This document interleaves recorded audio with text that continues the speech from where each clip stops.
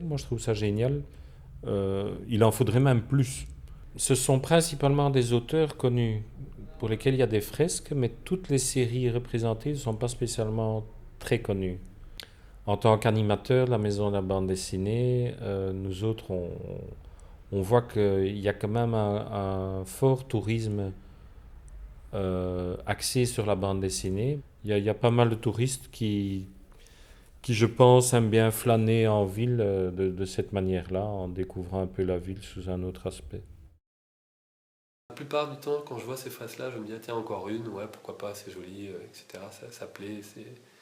Généralement, je préfère ça qu'un mur tout frais gris ou un mur tout frais rose, je trouve que c'est chouette, quoi. Putain, mais il y a tellement de gens qui font des fresques hallucinantes dans ce milieu-là, tu vois. Et à Bruxelles, finalement, il n'y a eu qu'une seule commande de la ville de Bruxelles avec un graffeur, tu vois.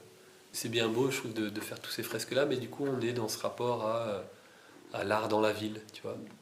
Et, euh, et là où je trouve que c'est même dangereux d'un point de vue démocratique, tu vois, ça veut dire que pour pouvoir laisser une trace dans la ville, il faut être un artiste.